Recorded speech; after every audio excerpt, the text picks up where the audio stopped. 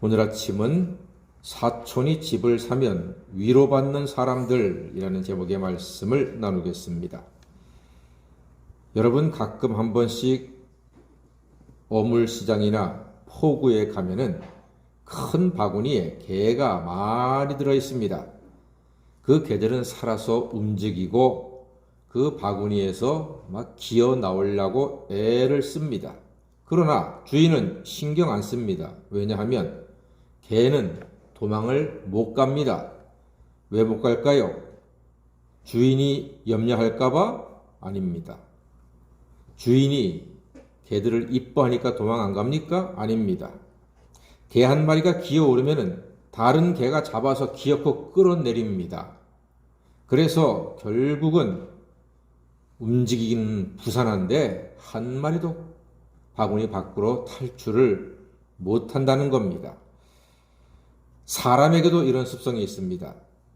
남 잘 되는 것은 위로가 별로 안 돼요. 세상 사람들은 위로받고 싶어 합니다. 어디서 위로를 받나요? 이상하게요. 남이 잘 안 되면은 이게 은근히 위로가 됩니다. 물론 믿지 않는 사람들의 이야기입니다. 옛말에 사촌이 땅을 사면 배가 아프다 했습니다. 정말 그렇습니까? 아닙니다. 요즘은 사촌이 아파트를 사면 배가 아픕니다. 그런데 좀 바뀌었죠? 최근에는 말이 좀 바뀌었습니다. 사촌이 아파트를 사면 위로받습니다. 왜요? 막 금리가 어마어마하게 높아져서 2, 3, 4, 5억씩 들여가지고서 빚을 내가지고 아파트 산 사람들은요, 그 이자 갚느라고 정신 못 차립니다. 견딜 수가 없습니다. 살 수가 없습니다. 자식 키워야지요. 먹고 살아야지요.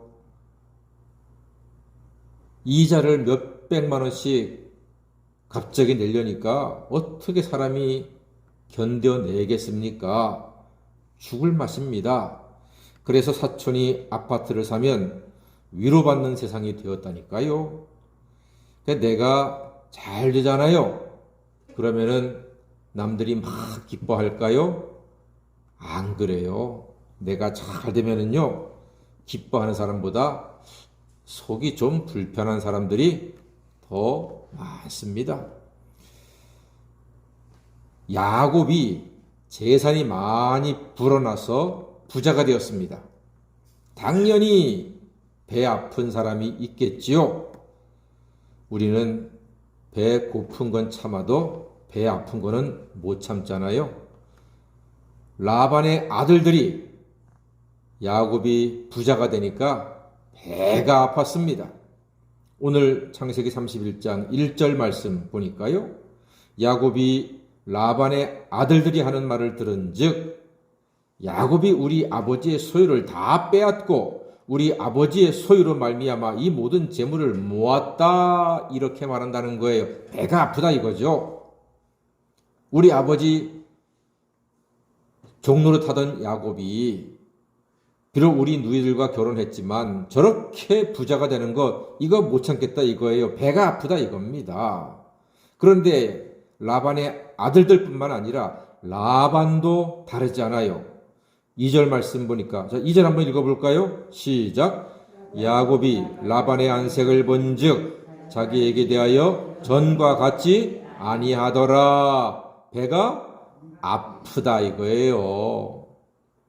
우리 집에서 마치 대릴사이처럼 종로를 타던 야곱이 부자가 되노니까 배가 아파요. 배가 아프니까 안색이 변한 거잖아요. 자기 사위인데 남도 아니고 내 딸들의 남편인데 내 사이가 잘 되는 것 그건 좋은데 나보다 잘 되니까 이거 배가 아파서 안색이 변했다니까요. 자, 이제 문제가 시작이 됐습니다. 이게 문제였습니다. 이때 하나님께서 야곱에게 고향으로 가라고 말씀하셨습니다. 3절 말씀 보니까 여호와께서 야곱에게 이르시되 내 조상의 땅 내 족속에게로 돌아가라. 내가 너와 함께 있으리라 하신지라. 드디어 하나님께서 야곱에게 고향 땅으로 돌아가라 말씀하시네요. 이때 야곱은 두 와이프를 불러서 말하고 떠나자 이렇게 권면합니다. 주장하는 거지요. 그때 레아와 라헬 두 와이프가 동의합니다. 왜? 자기가 보기에도 자기 아버지와 오라버니들이 내 남편한테 하는 것을 보니까 이게 수상하거든요. 일 나겠거든요. 그러니까 빨리 갑시다. 일 나기 전에 빨리 갑시다. 동의합니다. 그런데 그냥 동의만 하는 것이 아니라 한술 더 뜨는 게 있습니다. 자, 15절 말씀, 창세기 31장 15절에 뭐라고 말합니까? 시작. 아버지가 우리를 팔고 우리의 돈을 다 먹어버렸으니 아버지가 우리를 외국인처럼 여기는 것이 아닌가와. 세상의 딸들이 아버지에 대해서 이렇게 이야기하네요. 아버지가 우리를 팔고 돈도 다 먹어버렸다. 딸 자식 키워봤자 소용없다는 말이 세상에서 떠도는데, 이게 이럴 때를 두고 하는 말인가요? 우리 아버지가 우리를 팔아버리고 우리의 돈도 먹어버렸다. 아버지가 우리를 외국인처럼 여기는 것이 아닌가? 떠나자, 도망가자. 딸들도 지금 이렇게 말합니다.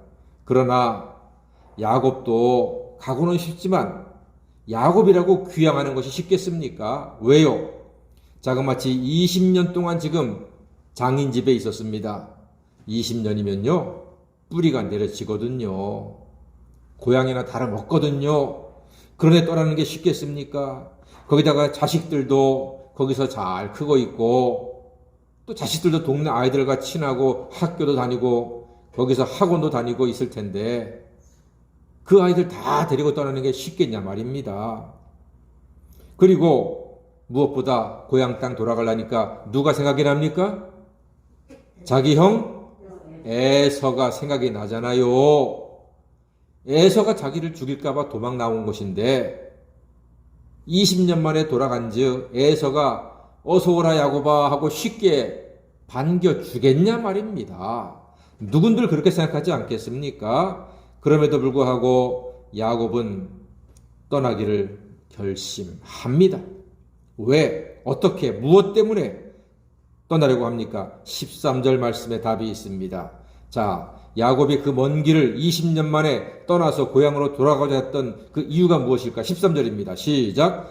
나는 베델의 하나님이라 내가 거기서 기둥에 기름을 붓고 거기서 내게 서원하였으니 지금 일어나 이곳을 떠나서 내 출생지로 돌아가라 하셨느니라. 아멘. 나는 베델의 하나님이라.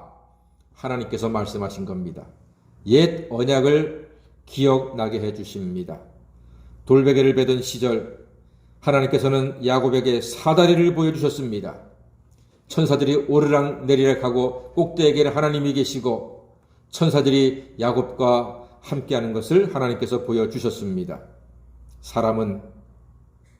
사람들은 세상은 나의 번성함을 빼앗으려고 하지만 하나님은 더 주시고 풍성하게 하시고 항상 인도하시고 채워주시는 분인 줄로 믿습니다.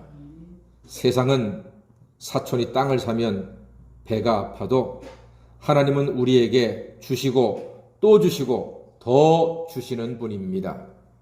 그 베델의 밤에 돌아오게 하되 흥해서 부자가 되어서 돌아오게 하신다던 그 하나님 말씀을 의지해서 오늘 일어나 가기로 결단하고 있습니다. 신실하신 하나님은 약속을 지키십니다. 하나님은 말씀대로 시행하시는 분입니다.